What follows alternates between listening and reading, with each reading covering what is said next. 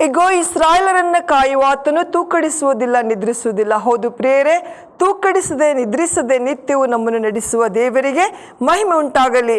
ಮತ್ತೊಂದು ದಿನದಲ್ಲಿ ದೇವರು ಆಶೀರ್ವಾದವನ್ನು ನೀಡಿದ್ದಕ್ಕಾಗಿ ದೇವರನ್ನು ವಂದಿಸುತ್ತಾ ಕೀರ್ತನೆಗಳ ಪುಸ್ತಕ 32:8 ಓದಿ ನಾವು ಧ್ಯಾನಿಸೋಣ.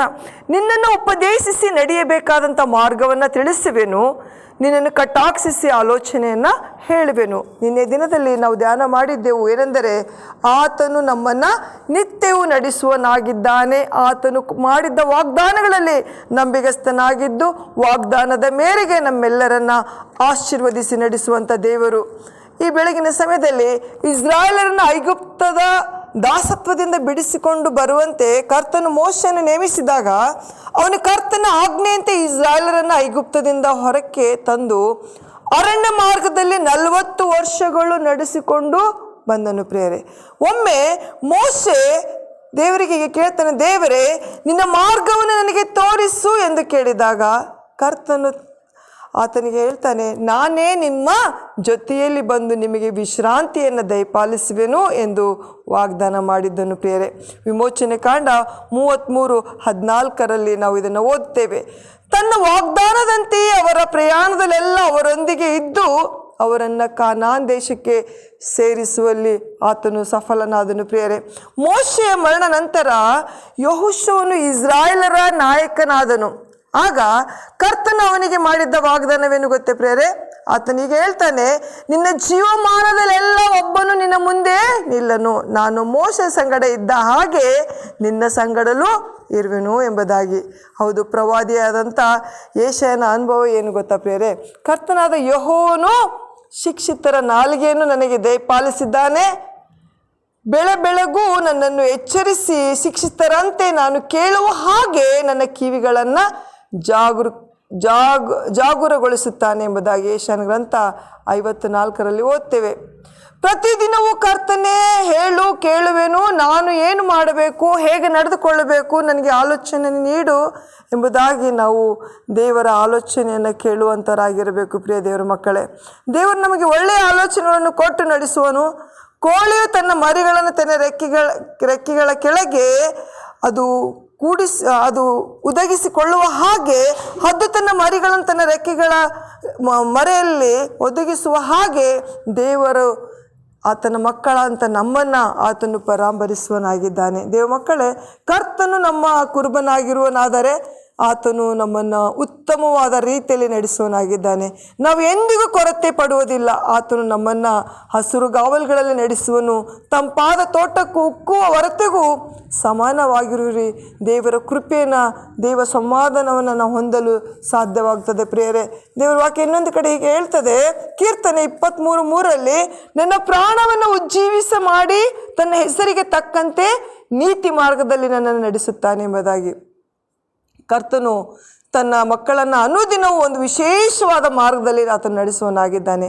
ಅದುವೇ ನೀತಿಯ ಮಾರ್ಗವಾಗಿದೆ. ಪ್ರಿಯರೇ, ನೀತಿಯ ಮಾರ್ಗದಲ್ಲಿ ನಡೆಯುವಾಗ ಸಮಾಧಾನವು ಫಲಿಸುವುದು, ಶಾಂತಿ ನಿರ್ಭಯಗಳು ಧರ್ಮದ ನಿತ್ಯ ಪರಿಣಾಮಗಳಾಗಿರುವವು. ನನ್ನ ಜನರು ಸಮಾಧಾನ ನಿವಾಸದಲ್ಲಿಯೂ ನಿರ್ಭಯ ನಿಲಯಗಳಲ್ಲಿಯೂ ನೆಮ್ಮದಿ ಆಶ್ರಯಗಳಲ್ಲಿಯೂ ನೆಲೆಗೊಳ್ಳುವರು ಎಂಬುದಾಗಿ ಯೆಶಾಯನ ಗ್ರಂಥ 32:17-18 ನಾವು ಓದ್ತೇವೆ. ಪ್ರಿಯರೇ, ಕೆಲವರನ್ನು ಹೇಗಿದ್ದೀರಿ ಎಂದು ಕೇಳಿದರೆ ಬೇಸರದಿಂದ ಏನೋ ಇದ್ದೇನೆ ಎಂದು ಹೇಳುವರು. ಆದರೆ ದಾವೀದನ ಹೇಳಿಕೆ ಏನು ಗೊತ್ತಾ ಪ್ರಿಯರೇ? ಕರ್ತನು ನನ್ನ ಆತ್ಮವನ್ನು ಚೈತನ್ಯಗೊಳಿಸಿ ನೀತಿಯ ಮಾರ್ಗದಲ್ಲಿ ನನ್ನ ನಡೆಸುವನು ಎಂದು ಉತ್ಸಾಹದಿಂದ ಹೇಳುತ್ತಾನೆ.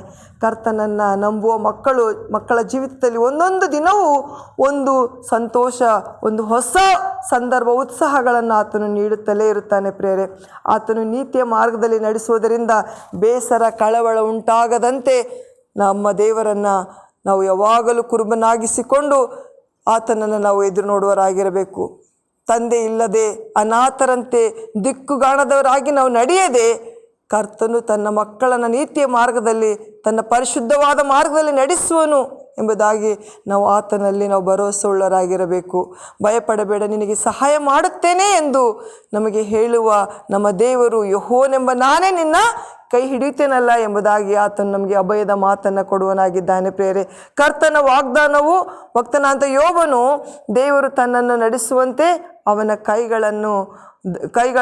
ಕೈಗಳನ್ನು ದೇವರ ಕರಗಳಿಗೆ ಒಪ್ಪಿಸಿಕೊಟ್ಟಿರೋದನ್ನು ಓದ್ತೇವೆ ಪ್ರೇರೆ. ಹಾಗೂ ಪೂರ್ಣ ವಿಶ್ವಾಸದಿಂದ ಆತನಾದರೂ ನಿನ್ನ ದಾರಿಯನ್ನು ಬಲ್ಲೆನು, ಆತನೇ ನನ್ನನ್ನು ಶೋಧಿಸಿ ನೋಡಿದರೆ ಚೊಕ್ಕ ಬಂಗಾರವಾಗಿ ಕಾಣಿಸುವೆನು ಎಂಬುದಾಗಿ ಹೇಳುತ್ತಾನೆ ಯೋಬನು ಪ್ರೇರೆ. ಪ್ರಿಯ ದೇವರ ಮಕ್ಕಳೇ, ನೀವು ನಿಮ್ಮ ಮಾರ್ಗಗಳನ್ನು ಒಪ್ಪಿಸಿಕೊಟ್ಟು ಆತನ ಮೇಲೆ ನಂಬಿಕೆ ಇಡುವುದಾದರೆ ಆತನು ನಿಮ್ಮನ್ನು ನೀತಿಯಲ್ಲಿಯೂ ಪರಿಶುದ್ಧತೆಯಲ್ಲಿಯೂ ನಡೆಸುವನಾಗಿದ್ದಾನೆ. ಫಲವತ್ತಾದ ತೋಟದಂತಿರುವಿರಿ, ನೀವು ಚಿಗುರಿ ಹೂ ಬಿಟ್ಟು ಕಾಯಿಯಾಗಿ ಫಲ ಕೊಡುವಿರಿ. ಇತರ ಮರಗಳಂತೆ ಒಣಗಿ ಎಲೆ ಉದುರಿದರೂ ತಕ್ಕ ಕಾಲದಲ್ಲಿ ಫಲಭರಿತವಾದ ವೃಕ್ಷದಂತೆ ಇರುವಿರಿ. ನೀವು ಮಾಡುವ ಕಾರ್ಯಗಳೆಲ್ಲವೂ ಅದು ಸಫಲವಾಗಲಿ, ದೇವರು ತಾನೇ ಅದೆಲ್ಲವನ್ನು ಕೈಗೂಡಿಸಲಿ. ಪ್ರೇರೆ, ಒಂದು ವಚನ ಈಗ ಹೇಳುತ್ತದೆ, ಏಷನ ಗ್ರಂಥ 35:8 ಅದು ಪರಿಶುದ್ಧ ಮಾರ್ಗ ಎನಿಸಿಕೊಳ್ಳುವುದು, ಯಾವ ಅಶುದ್ಧನೂ ಅಲ್ಲಿ ನಡೆಯನು. ಅದು ದೇವ ಜನರಿಗಾಗಿಯೇ ಇರುವುದು, ಅಲ್ಲಿ ಹೋಗುವ ಮೂಢನು ದಾರಿ ತಪ್ಪನು ಎಂಬುದಾಗಿ. ಪ್ರಿಯ ದೇವರ ಮಕ್ಕಳೇ, ದೇವರು ತಾನೇ ನಮ್ಮನ್ನು ಆತನು ನೀತಿಯ ಮಾರ್ಗದಲ್ಲಿ ಪರಿಶುದ್ಧ ಮಾರ್ಗದಲ್ಲಿ ನಮ್ಮನ್ನು ನಡೆಸುವನಾಗಿದ್ದಾನೆ. ನಮ್ಮನ್ನು ಮುಂದೆ ಸಾಗಿಸಲು ದಾರಿ ತೋರಿಸುವಂಥ ದೇವರು ನಮ್ಮ ದೇವರಾಗಿದ್ದಾನೆ. ಆದ್ದರಿಂದ ಈ ಲೋಕದಲ್ಲಿ ಕಳವಳಗಳು, ಚಿಂತೆಗಳು, ರೋಗಗಳು, ಭವಿಷ್ಯದ ಭಯಗಳು ಯಾವುದೇ ಇದ್ದಿದ್ದರೂ ದೇವರ ಸಮ್ಮುಖದಲ್ಲಿ ಆತನ ಹಸ್ತಗಳಲ್ಲಿ ನಮ್ಮನ್ನು ಒಪ್ಪಿಸಿಕೊಡುವಾಗ, ಆತನಲ್ಲಿ ಭರವಸೆ ಉಳ್ಳವರಾಗಿರುವಾಗ ದೇವರು ಖಂಡಿತವಾಗಿ ನನಗೆ ಜಯವನ್ನು ಕೊಡುತ್ತಾನೆ, ನಾನು ಬೇಡಿದ್ದನ್ನು ಆತನು ಅನುಗ್ರಹಿಸುವನಾಗಿದ್ದಾನೆ ಎಂಬುದಾಗಿ ಆತನಲ್ಲಿ ನಾವು ಆತನ ಚಿತ್ತಕ್ಕೆ ಅನುಗುಣವಾಗಿ ನಾವು ಬೇಡುವರಾಗಿದ್ದು ಆತನು ಬಯಸುವ ಪರಿಶುದ್ಧತೆ ನಮ್ಮ ಜೀವಿತದಲ್ಲಿ ಅಳವಡಿಸಿಕೊಳ್ಳುವಾಗ ದೇವರು ನಮಗೆ ನಿತ್ಯವೂ ನಡೆಸುವನಾಗಿದ್ದಾನೆ. ದೇವರು ತಾನೇ ನಮ್ಮೆಲ್ಲರನ್ನು ಆಶೀರ್ವದಿಸಲಿ. ಆಮೇನ್. Praise the lord.